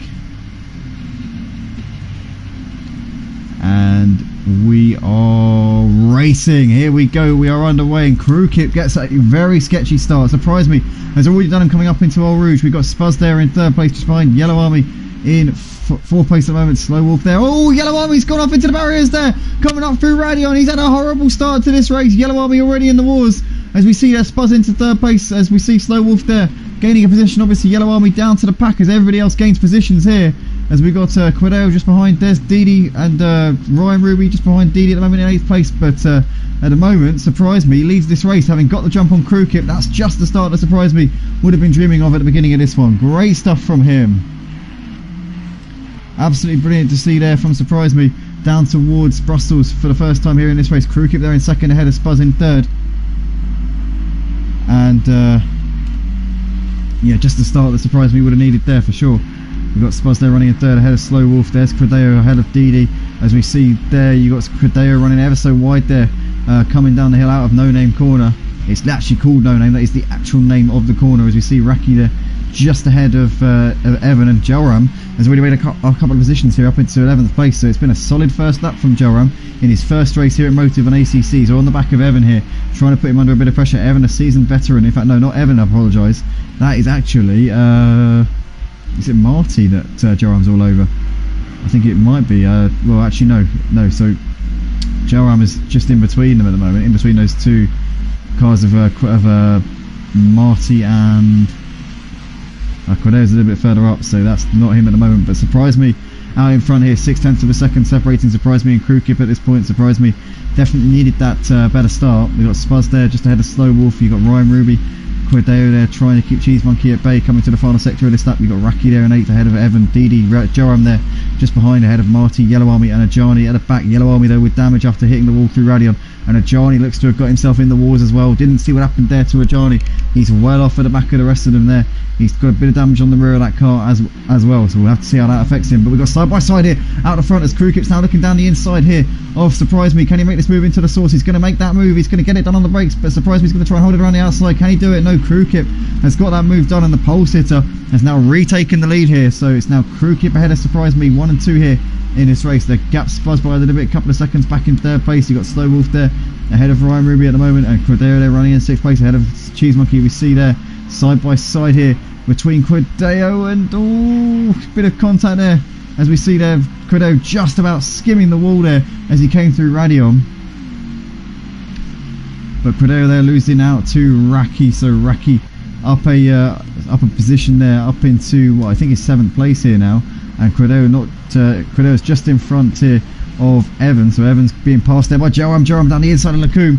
Can Joram get that move completed there? I think he might do. They're still side by side, and Joram gets the inside for this right hander, and I think he's managed to get that one done there up into 10th place. Evan's still side by side with him down there was Brussels. All bit of contact there between the two of them. Evan with a bit of damage on the front. Oh, and Joram and Evan coming together there, coming through Brussels, and Evan very wide. What's happened to Joram? Joram's continued on his way, and he's on the back of Marty at the moment, but Evan there having a major skirmish there with Joram, and Joram getting away with that one relatively scot-free. We see Crew Kip at the moment has got the lead still ahead of Surprise Me, having got the move done coming into La Source, and Spuz on the back of these guys trying to keep tabs with him at the moment. Raki's got Didi on the back of him at the moment. There's Quideo, Evan, Joram though getting the move ahead of Evan, but Evan looks like he might have got, no, Evan is behind him, so the timing board's still yet to update in the middle sector, but Joram going to try and get up onto the back of Marty if he can. And I think we are rejoined by Emo Guy once again here in the box. Yep, I'm here. Sorry about that, ladies and gentlemen. I had a few things I had to deal with. Oh, well, it's good to have you back in the box, mate. So Joram and Evan had a bit of a ding dong. They've both got a slight bit of damage, not too bad. Yellow Army hit the wall coming through radio on the first lap. He had quite a bit of damage on the front end of that car. Johnny's been in the wars on the first lap as well. Surprised me, he did get the jump on Crewkip, but Crewkip has since got back ahead of him again, and Spuz is keeping to the back of them. These 3 guys at the front separated by 2 seconds at the moment. Ryan, though, having a much better race in this second race, and he's now looking down the inside here in towards that source. Can he get this done on Slow Wolf here? As we see the doors open there, Slow Wolf there on the outside. I think he's lost out there to Ryan, has he? Yep, he has. Slow Wolf did go a little bit wide. Ryan Ruby made him open the door and just let him through. That's it, yep. So that's Cheese Monkey also following him through up into P5. Andy, yes, mate. we're frozen. The stream's frozen. Oh no, really? It has been for a long time. How long has it been like that? Since 29 minutes, 20 seconds remaining. Oh man, sorry about that, everybody. We do apologise about that, ladies and gentlemen. I just came back onto the stream. I haven't had a chance to look at the comments because I've just been okay. Sorry about that, everybody. So you've been listening to a radio commentary from myself for the last 5 minutes. Not the first time I've done a radio commentary, but the previous times it's been because basically the stream has gone down and the only thing you can see is me. So it's a bit different. Obviously this one was a fault on my part. Yeah. This one was a complete and utter fault on my part. No tech diffs involved. That was just me being an absolute moron. Basically OBS, if you maximise any of your tabs on OBS, then it freezes the picture of what you're actually streaming. Exactly, yeah, that's exactly it. You have to have all of them minimised. You can't have them fully maximised, otherwise it overrides everything else on your desktop. So sorry about that, guys. In the end, you only missed 5 minutes of actual visual action, and to be fair, you probably have some idea of what's been going on down to the radio commentary that you would have been experiencing there. But we've got Ryan driving a really good race here in this second race, only about 5 seconds off of the lead. Can he try and chase down Crewkip, Surprise Me and Spuz? He's got himself at a Cheese Monkey at the moment, and Slow Wolf on the back of these guys in 6th place. Bit of a gap back to Raki running in 7th. He's managed to try and pull away a bit from Cordeo there, who's running just ahead of Didi, and you've got Cheese Monkey's just made the move on Ryan. Has he made it? Oh yes, he's made it stick there into the bus stop. Well spotted there, Iain. Can Ryan come back at him here? Slow Wolf watching this unfold. Oh, we see a bit of action in the background. Cordeo cuts over the bus stop chicane, and Raki there in the foreground there has pulled away a bit off Cordeo, but we see Didi now eyeing up a move on Cordeo down the start finish straight. Can Didi go for a late move into that source? He's certainly thinking about it, but Cordeo a little bit later on the brakes, and is he going to hold it? Is he going to pick his braking point in the air? Yes, he does. Cordeo there nicely holding on to that 8th place, as we see in the background there. Marty coming through the source ahead of Evan. Joram running in P12 so far. Solid debut so far. He's ahead of Ajali and Yellow Army. He's not on the back. He's obviously getting to grips with ACC. I said before, this could be Raki's chance to prove who is the who's the main man in that household. Obviously with the F1 league, Joram is the champion, but Raki very much the king of sims in their family at the moment as it stands. But Joram's obviously got time on his side to practice. He's obviously the son of Raki though, an experienced driver on ACC, and he's currently doing a good job here. He's pulling away a bit from Cordeo at the moment, only about 3 seconds off the back of Slow Wolf. So can Raki try and close the gap to the leaders? We'll have to wait and see, but he's certainly got the measure of these mid-pack runners, Cordeo, Didi, at this point. Just a quick thing in relation to other racing news, in terms of the 24 Hours of Daytona. I'm sure you've heard of it, Andy. Yes, mate. Yes. One of my good friends on Twitter, he is actively taking part in that event as we speak. Is that on iRacing? No, this is the real world. No way. Serious? Honestly. Yeah, he's from Glasgow. Wow. Yeah, he currently lives in Florida, and he's currently at Daytona as we speak, taking part in the 24 Hours of Daytona in an LMP2 car. That is brilliant. What's his name? Ryan Dalzell. Ryan, write in the comments for me, mate. Yeah. So if you hear that, ladies and gentlemen, one of Ian's friends there racing in the LMP2 class at the as we just heard there, racing in the 24 Hours of Daytona. That's absolutely.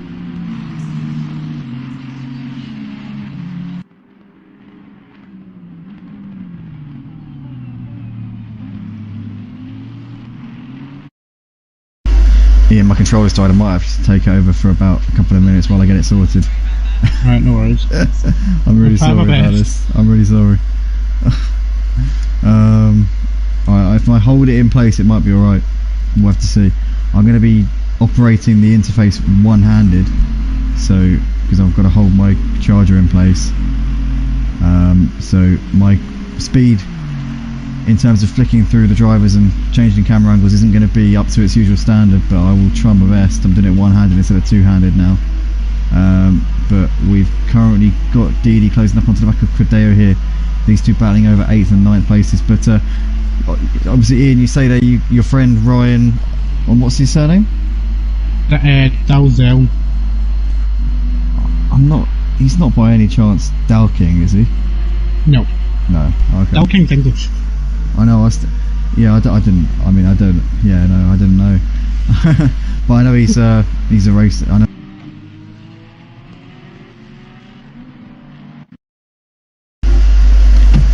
Oh, mate, my controller's just going off.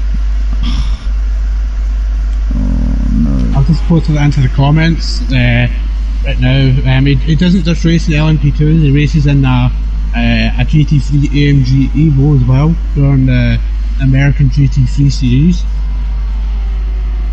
So he gets around a fair bit. Yeah, obviously it sounds like he's got quite a hectic schedule. Does he race in any other endurance? Is he like committed to any endurance, or is it just a one-off for him racing at Daytona? He commits to quite a lot of them, so he does. He's actually taken part in, I believe, 2 different instances of the 24 Hours of Le Mans. Wow, cool. I believe he's actually been part of one of the teams that won. Don't hold me to that, but I think I'm almost sure I saw that. Which class? I think he was in LMP as well. LMP2. Yeah. That's awesome. How do you know Ryan then? I mean, I found him on Twitter, and I just started commenting on a few things. Then we just started talking over DMs. Oh, so you just chatted to him a bit on Twitter, kind of got to know him a bit. Yeah, he's gave me a few tips. He's now racing in 24 hours. Yeah, he's given me a few tips on how to, possibly, better my sim racing career, and how to get into the portals of how to transfer that to the real world, because he has quite a lot of friends that have done the same thing. That have managed to make that transition. Leap. Yeah, he's managed to help quite a lot of people. So he has. And at one point, me and my partner are thinking about going over to Canada at one point this year. So I'm hoping to save up maybe enough just to go that I can go down, maybe see a race or two from there. That would be a really cool opportunity, and if you could sort of like get yourself into circles where you might be able to have that opportunity. Who knows, even in a real car at some point. But yeah. Ultimately, sim racing opens doors, and a lot of the time with motorsport, it's a shame because you do really need quite a bit of money in order to get into it. But yeah, with sim racing, it does pave the way for opportunities. If you can show that you've got talent driving sim cars, that should translate to the real world. Seeing with the realism that you've got in terms of the physics on sim games such as ACC, it's not too much of a leap nowadays to make that step. No, it's not. It's like if you take the perspective of a sim racer that probably every sim racer in the world knows the name of, Joey Broadbent. You saw that how he's went from just like a small guy doing sim racing events in his shed. Now he drives Fraga cars. He's taking part in the virtual 24 Hours of Daytona right now. This is his second 24-hour event this week. Within 2 weeks. Sorry. So obviously he was taking part in the 24 Hours of Le Mans a couple of days back now, and now he's taking part in the 24 Hours of Daytona with none other than Romain Grosjean. Which is incredible when you think about it. The names that he's sharing the track with. I think Romain Grosjean, not too long ago, was racing in Formula 1. We all know, obviously, Romain Grosjean's household name due to a certain fiery accident that he had. But yes, it's amazing to think, you can go from making videos in your bedroom on racing games to actually sharing a track with some of the most famous names in motorsport. It's really cool, I think. Oh, he surprised me there. Sorry, mate, just getting a bit loose there out of Lacombe. He was trying to close up onto Crew Kip. He's now lost out to Spuzz there, so surprised me, pushing a little bit too hard over the last couple of laps, and he's now finds himself down in P3. Just looking at Ryan, he's lost out to Slow Wolf, but he's still running within 6/10 of him, so Ryan's still keeping Slow Wolf on his toes at this point. Marty's in the pits. Yeah, Marty Road Racing has brought it into the box. Didi's on the back of Quideo here. Currently 2/10 between those two, coming down the hill into Brussels. Halfway through this second race of the evening, and it's been a very exciting night of action so far here at Motive for the British GT Sprint Cup. We're coming towards the tail end of the action here on the channel tonight, but guys, please, if you have enjoyed what you see, and we're not done yet, we're still here for another 15 minutes or 20 minutes or so, but if you obviously like what you see, then please drop a like. As we've already said before, subscribe to the channel, and if you're watching this for the first time, join us at www.motiveracing.com. We're currently exclusive to PlayStation. Whether or not we'll be able to expand in the near future, we'll have to wait and see. Certainly it's a long-term goal of ours to be able to do that, but you know, obviously for the time being we're solely on the PlayStation, and in a way I think it's a bit more special being that way, because PlayStation doesn't really have a whole load of solid options in terms of events that are streamed on, and you know, the attention to detail that you get on the streams. I feel that PlayStation kind of takes a backseat role on most of the sim channels that you see on YouTube and Twitch, so I feel like it's kind of, I feel like this is kind of what we bring to the table in a way. But yeah, we're solely on PlayStation. If you do have ACC on PlayStation 4 or PlayStation 5, head over to www.motiveracing.com and get yourselves involved in the action. It's completely free, we do not charge any fees. You can sign up to Patreon, but obviously I'm not going to insist on that. It's entirely optional, and that just helps us to afford the servers and the website. As we said before, the website www.motiveracing.com. But yeah, make sure you get involved if you're interested in some clean sim racing. Ian, you've obviously been a part of Motive for a little while now. Yeah, just a little bit. You joined us when we were still a baby, obviously Friday the 13th of March, 2020. It's the day that it all started. I believe, actually, I know the exact way to be able to find out exactly when I joined. Actually, no, that's because of other things that happened. Probably about a week after it was started, to be honest. Yeah, I know it was definitely in 2020, because it was when or was it before 2020? Nah, it was 2020. It was March the 13th, 2020 was when it was created. It feels like it's a lot sooner than a lot earlier than that, because I don't remember who had been around when I joined. Yeah, it was just starting up. That was the thing. Is the creation of Motive coincided with COVID as it was first starting, and you know, in a way, it was like that was why it grew so quickly, so soon, was because a lot of people were obviously sat at home. You know, we were in the first lockdown, and a lot of people were just sat at home playing racing games, and that really contributed to the takeoff of Motive. But yeah, it was during that first lockdown. We used to run leagues on Project Cars 2 back then. We were running GTEs on Monday nights, Clio Cup on Tuesday nights, and we were running the GT5 Genetta series on the Friday nights, and that was our schedule back when we started. I refuse to believe that. I really do. I feel like it's been a lot longer. But what I'm going to do is I'm on YouTube. I've been involved in organised sim racing for the best part of, I would say, 3 years. I'm going to say, no, 2.5 years. I would say 2.5 years I've been involved in organised sim racing. But you weren't around for Rubbings racing. I'm pretty sure you joined. No, it was Motive that you were joined for, so you wouldn't have seen Rubbings racing. But no, I've been involved in organised sim racing for getting on for 3 years. But in terms of Motive, it will be 2 years in 2 months' time. It will be 2 years in 2 months' time. According to the very first GTE stream, the Project Motor Race GTE Championship Tier 1 Round 1 at Red Bull Ring, streamed a year ago, streamed live on March 16th, 2020. Yep.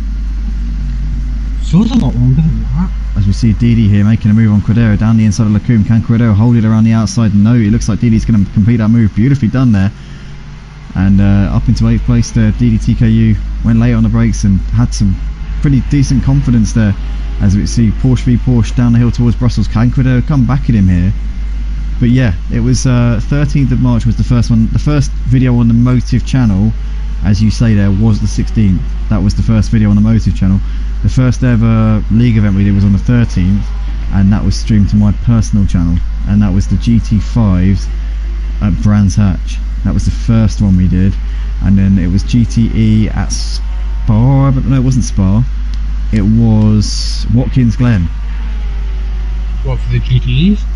Yeah, the one 16th of March 2020, that was Watkins Glen, I believe. Am I right? Nope, that was Red Bull Ring. Red Bull? No.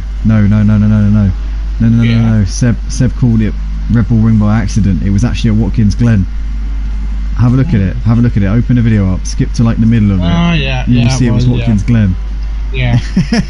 I never even changed the video title. I should probably do that because that's quite a bookmark in our history now. It's our first stream ever, and the track name was set to the wrong name. I don't actually know how that happened, but I never thought to actually go onto the video and change that. So basically, right now, our oldest member, besides yourself, that is in motor racing is actually none other than DJ Phil, because he was part of that same race. Oh, Cordero making that late lunge there on Didi, and they come together there, coming through the bus stop. Sorry, mate, to cut you off there, as we saw Cordero making a very speculative move down the inside, and Didi was not having that in any way, shape or form. As we see there, Cordero now falling back into the clutches of Evan and Joram, as we see these two side by side down the start straight, and we see Evan there just holding on there. Joram's going to try and get it around the outside of the source, but Evan there down the inside into 10th place, and Joram's going to try and get the cut back here, and he does that really nicely, but Evan's still there on the outside, and they are still absolutely door handle to door handle here down towards Eau Rouge, but Evan's going to have the inside line, and he's going to get that move done up into 10th. That was a hiccup, but like I was saying, our oldest member of motor racing besides yourself is DJ Phil, because he was part of that very first race here at motor racing. He was. Was there anyone else who's still around now in that? Yeah, 2 seconds, let me change the quality to the point where I can see the names. I can see the names. Oh, as Evans went wide. Yeah, oh, Evan went wide. Sorry. Joanne back up into P10 there. Ugbar as well. Ugbar and DJ Phil are the only two remaining ones from that race that are left with us. Wow. Oh, and JR, sorry, JR's here as well. JR obviously doesn't race on the PlayStation platform anymore. He's moved on to PC, but he hasn't forgotten his roots. He still always chimes in, and JR chimes in on a lot of people's streams. To be fair, he's always checking out the leagues that he's been in over the years that he's been sim racing, and it's always great to have JR on the comments. And I believe JR was probably one of the chief people commenting on that first stream as well. Just goes to show it did actually put a comment in just before the race, saying towards Disco McDisco Face of all people, hoping that he can get into the future. Disco McDisco Face, one of my my teammate in a GT3 league on a Thursday night on Project Cars 2 at a league called Simplay. Us two are actually teammates in the BMW, so yeah, it's kind of all ties up, doesn't it? It's yeah, it does. These certain people stick around and certain people don't. Well, unfortunately, that's just the way that life is. Unfortunately, we've got to pick up and continue on what you've got going, and if anybody wants to leave, then that's their choice. Yep, you've got your day ones, and then you've got your temporaries, but for sure, all these guys that we just mentioned there are very much always with us. But we can see at the moment Cheese Monkey up into P3. He's got ahead to surprise me. These two still running pretty close at the moment, a half a second down the Camel Straight, but surprised me a little bit too far back to come back at him just at the moment. Sorry, mate. Evan has went wide, and our Johnny has went by. So Johnny up into 11th place there, coming out of our source, I would imagine. But Joram's pulling away from a bit from these guys. Joram doing a really great job here tonight. Cannot be overemphasised. On his debut on ACC, really impressive stuff from Joram. in P10. Is finding pace and is pulling away from Evan and Ajani as we speak. Evan's got a drive through. I don't know why. I would assume for track limits, but I don't know that for sure. Evan is going to try and make this move. Oh, as we see Ajani, they're cutting the Lacombe there, as you see him riding over those sleeping policemen. And Ajani's back up into P11 there, just squeezing back through ahead of Evan. Also surprised me running pretty close on the back of Cheese Monkey here. 4 tenths between those two coming through Campus Corner. As we see my controllers now on the verge of passing out again. But these two battling out over the final podium spot here. Exciting racing here as we're into the closing stages of the second race of the evening here for the British GT Sprint Cup Motive here on ACC on the PlayStation 4 and 5. We've got 16 likes so far on this video. Guys, can we get this video, dare I say it, can we get it to 20 likes before we get off air? That would mean the absolute world to us. I tell you what, if we can get it to 20 likes, that would be awesome. Imagine that. 20 likes before we got off air. That would be so cool. Smash that like button, guys, if you're enjoying what you're seeing at the moment. As we can see, Ajani's pulled out over a second to Evan. Evan's got to come in and do a drive-through before the end of this race. If he doesn't, then the penalty will be even more severe. So it's definitely within his best interests to come in and get that done before the checker flag is out.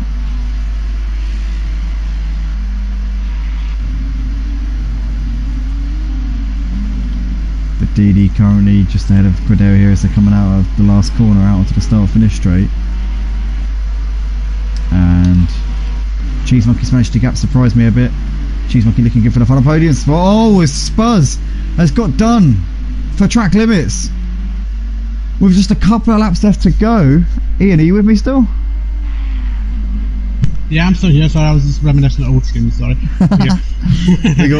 Spuzz has got a drive-through penalty with just 2 laps left. He was so close to taking a P2 here. What a shame. And that's going to push Cheese Monkey into P2. That's going to promote Surprise Me into 3rd place, and Slow Wolf only a couple of seconds off of a podium, but I think he might have left it a day late and $1 short in his charge towards the front. But that's got to be a crushing blow to Spuzz there, as he had done so well in this race. But the track limits obviously governed by the white lines, and if you cross those white lines, then ultimately there will be hell to pay from the stewards. So the stewards have obviously taken note of each time that Spuzz has violated those track limits, and at such a point they've said, look mate, you've ridden your luck, you've pushed the envelope a bit too much here, and ultimately they've handed down a drive-through penalty. Yeah, unfortunately, when you're running in such a high pace, and a semi-comfortable gap to the driver behind, you do tend to forget, to try and keep it within those lines. You just want to try and get there, get to the end of the race as soon as possible. But in this case, Spuzz has just pushed his luck a lot bit too far. He's tried to use that horseshoe a little bit too much, so it's just went snapped on him, and it's just resulted in a drive-through. Yeah, so he's going to obviously have to come in and serve that within 3 laps, and he's coming in at the earliest possible opportunity, so he's getting it done, getting it off of his conscience and off his mind, and obviously the weight and the burden of that being on his conscience and on his mind is going to be alleviated once he's driven through the pits and got that done. But Evan's still yet to come in and do his drive-through. He'll need to come in before the end of the race, otherwise you get an 80-second penalty, although it might be more around this track because the pit lane's a bit longer, so I don't know whether it's a bit more of a steeper penalty for missing the drive-through. No, it's the same for every track. Oh, it's the same. Okay, fair enough. So it could actually be an advantage not to. I don't know. I'd have thought you spend more than 80 seconds in the pits here, so I don't know. Maybe it might be an advantage not to serve it. I don't know. Yeah. Could be that outrunning it might be advantageous, but we see Krukip anyway. I believe he's on the final lap of the race. He's just coming out of the corner after Lacombe. He's coming into Brussels at the moment. He's got a 10-second gap at the moment over Cheese Monkey. Obviously the gap a little bit bigger due to Spuzz's drive-through. Surprised me, he's on the back of Cheese Monkey here, trying to get himself back up into P2 if he can. But he's got a bit of a gap back to Slow Wolf now, so Slow Wolf I don't think he's going to be able to get himself onto the podium here. This is going to be the battle for second place here between Cheese Monkey and Surprise Me. The gaps between Ryan Ribby and Raki just over a second. Oh, I forgot to do the onboard. God's sake. Sorry. Bit late now.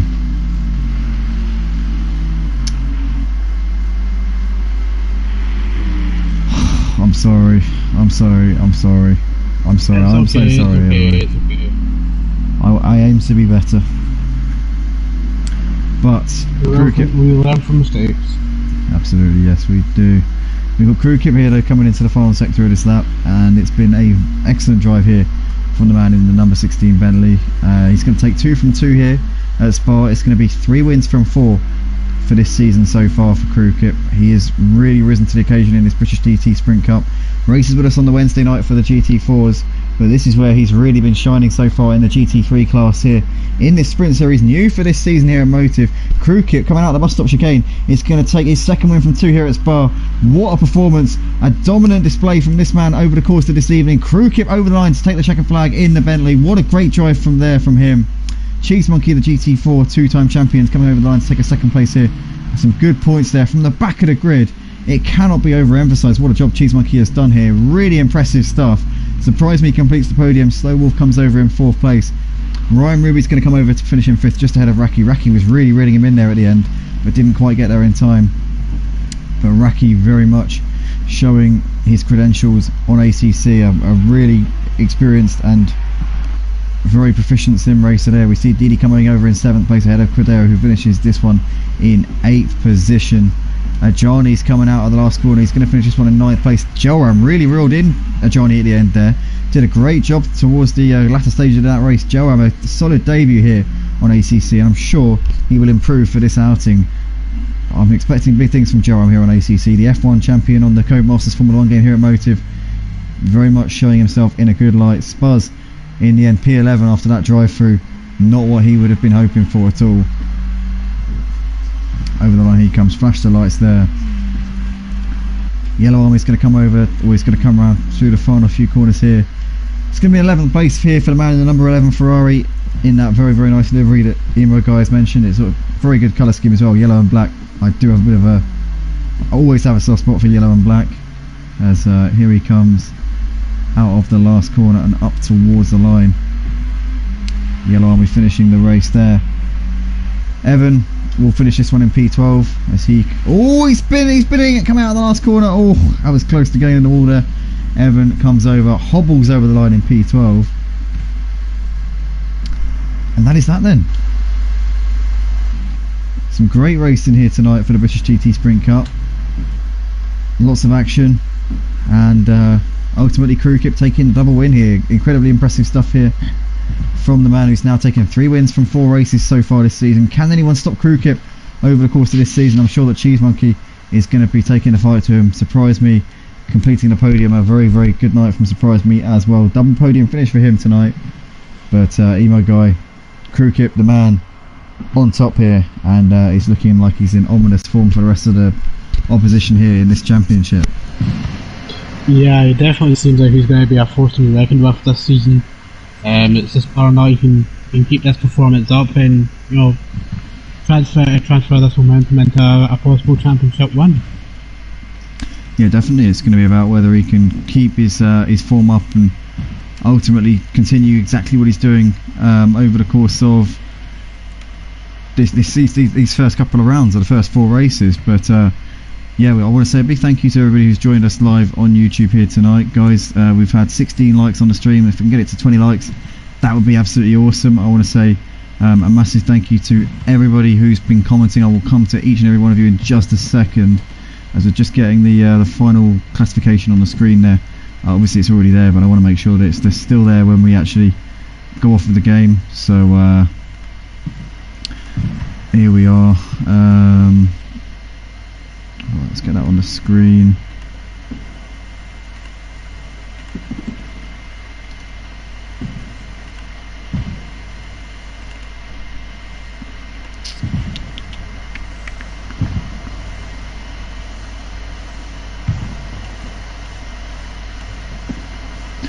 But yeah, big thank you everybody. Thank you Ian for joining me once again. It's been an absolute pleasure as always, mate. And you know, obviously I love having you alongside me in the commentary box. I know you want to get well as soon as you can and get back out on the track, but as I said before, your loss at the moment is certainly my gain. But you know, I wouldn't want it to be. You know, ideally I'd like you to be happy with what you're doing, and obviously it'll be great to see you out on the track as soon as possible. But I want to say a massive thank you to all of the guys who commented tonight. So obviously we're going to read through everybody, to Crewkip, Raki, Ryan, Auto Butcher, Evil Scotsman, that's Ian there, Alex Roy, JR as always, Savazu, SMT Maroon that is, Cheese Monkey, Jelram, as well as Ajani, Deborani as well, as Scooter Paul, John Jig, Shifting Gears, Jaina, and Gino Pirelli. Thank you everybody. We will see you in the next one. We will catch you tomorrow for the GT3s on ACC. That will be live from 6 PM GMT. We'll also have the XL F1 League on at 8:30 PM after that. So yeah, thanks everybody. Thanks Ian, and we'll see you in the next one. Yep, catch you later everybody. Myself is fine to be alone,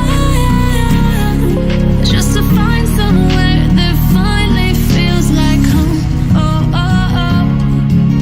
I hate all this overthinking. The more I swim, the more I'm sinking. Take me to a world of silver, no more heartbreaks, tears, painkillers. Take me somewhere unfamiliar, bring me back to where we started out. Get me out of now, to where we started out. Get me out of now, to where we started out.